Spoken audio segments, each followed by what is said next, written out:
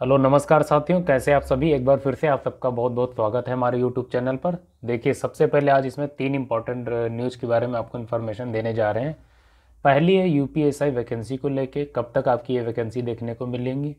दूसरी है PSC UP PSC constable की भर्ती के बारे में। और तीसरी है जेल वार्डन की भर्ती के बारे में। तो इन तीनों भर्तियों के बारे में हम बात करेंगे, लेकिन उससे पहले जो हमारे यूपीपी कांस्टेबल 60,244 के जो स्टूडेंट्स हैं जो री एग्ज़ाम की तैयारी कर रहे हैं, उनके लिए इंपॉर्टेंट न्यूज़ है। उनके लिए इंपॉर्टेंट न्यूज़ क्या है कि आपके एग्ज़ाम की जो डेट है वो जल्दी घोषित की जा सकती है। और इसी वजह से आप सबसे रिक्वेस्ट है कि आप लोग लगातार तैयारी करते रहिए।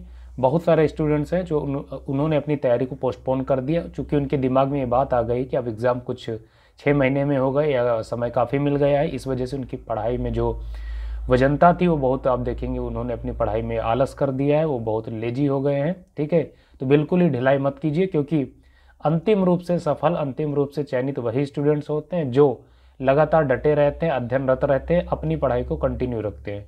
तो एक दिन भी वेस्ट मत कीजिए, ताकि लास्ट टाइम में जब आप प्रेशराइज होते हैं तो वो प्रेशर आपको न फेस करना पड़े। ठीक है, ये ध्यान रखेंगे।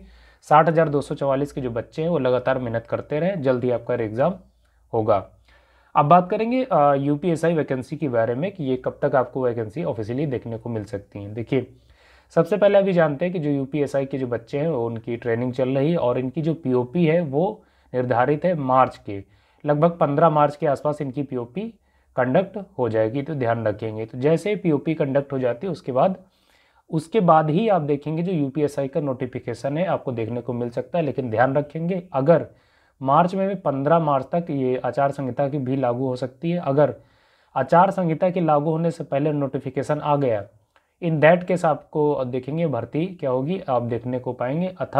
अन्यथा जब आपका चुनाव कंडक्ट हो जाएगा उसके बाद ही आप देखने को पाएंगे, क्योंकि आचार संहिता में आप जानते हैं आचार संहिता के दौरान कोई नई चीज़ें नहीं करी जा सकती हैं।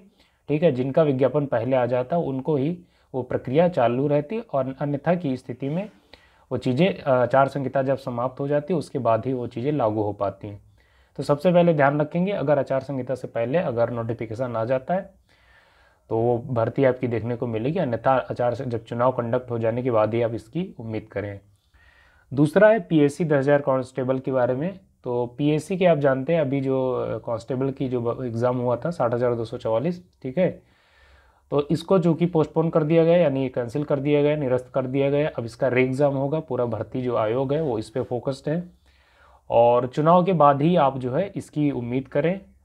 पीएससी कांस्टेबल और जेल वार्डन, इनके जो विज्ञापन है ऐसी कोई उम्मीद नहीं है, ऐसी कहीं भी कोई भी इनपुट नहीं मिल रहे हैं कि 15 मार्च से पहले। 15 मार्च मैं इसलिए कह रहा हूँ क्योंकि 15 मार्च बहुत इंपॉर्टेंट तिथि है, क्योंकि इसी के आसपास जो एसआई के बच्चे हैं उनका पीओपी होना है, और इसी के आसपास जो आपका भारत का निर्वाचन आयोग है वो आचार संहिता की घोषणा भी करने वाला है।